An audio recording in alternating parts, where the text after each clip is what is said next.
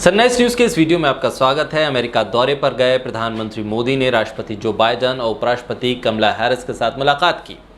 इस दौरान अमेरिकी राष्ट्रपति और भारतीय प्रधानमंत्री के अलावा ऑस्ट्रेलिया के प्रधानमंत्री स्कॉट मॉरिसन और जापान के प्रधानमंत्री योशिहिदे ने साथ में मिलकर बैठक की।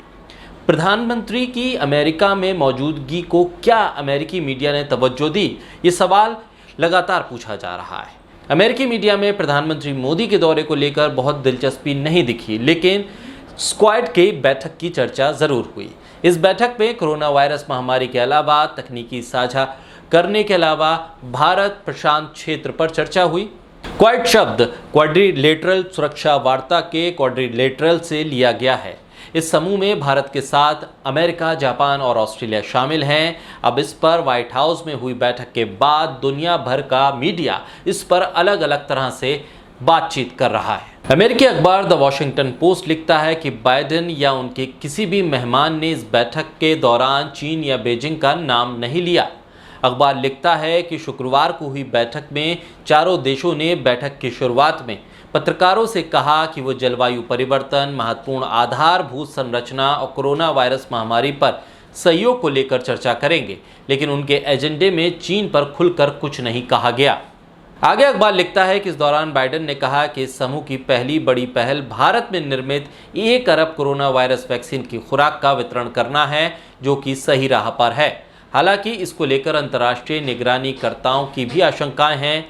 वॉशिंगटन पोस्ट अखबार लिखता है कि क्वाड के मुख्य कार्यक्रम से पहले बाइडेन ने भारत को आकाश को लेकर भरोसा दिलाया। बाइडेन ने कहा कि वो प्रधानमंत्री मोदी के साथ एक मजबूत साझेदारी निभाने जा रहे हैं।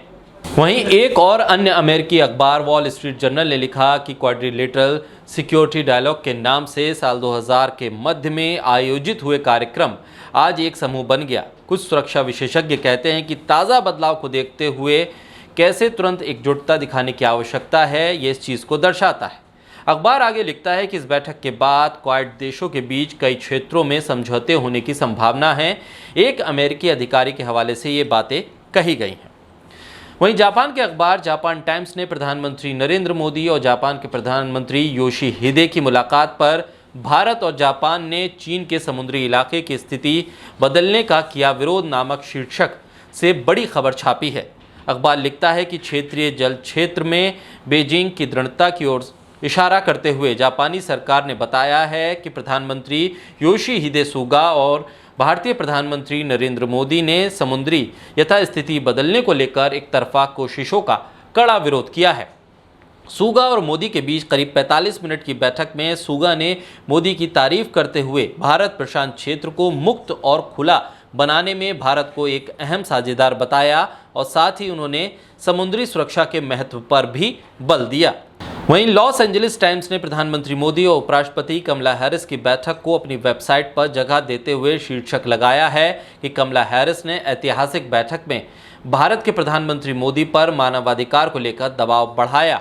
अखबार लिखता है कि भारत से संबंध रखने वाली कमला हैरिस ने बंद दरवाजों के पीछे बैठक से पहले प्रधानमंत्री मोदी से कहा कि पूरी दुनिया में लोकतंत्रों पर खतरा मंडरा रहा है। ये ज़रूरी है कि हम अपने देशों में लोकतांत्रिक मूल्यों और संस्थाओं की रक्षा करें। मैं अपने व्यक्तिगत अनुभव से जानती हूँ कि क्या काम किए जाने की ज़रूरत है। हमें सोचना चाहिए कि हम क्या चाहते हैं और हम हमारे लोकतांत्रिक मूल्यों और संस्थाओं के लिए क्या नज़रिया रखते हैं। अखबार लिखता है कि ट्रंप प्रशासन जिस तरह से प्रधानमंत्री मोदी के प्रति रवैया रखता था, यहाँ उसमें बदलाव है, क्योंकि प्रधानमंत्री मोदी के कार्यकाल में धार्मिक ध्रुवीकरण बढ़ा है, जिसमें धार्मिक अल्पसंख्यकों को निशाना बनाकर अधिक कानून लाए गए हैं। भारत में सबसे बड़ा अल्पसंख्यक समुदाय मुस्लिम जनसंख्या है और गैर हिंदुओं को हमले का सामना करना पड़ा है। आपको हमारा वीडियो कैसा लगा कमेंट बॉक्स में ज़रूर बताइए। साथ ही हमारे यूट्यूब चैनल सनराइज न्यूज़ को लाइक कीजिए, सब्सक्राइब कीजिए और कीजिए शेयर।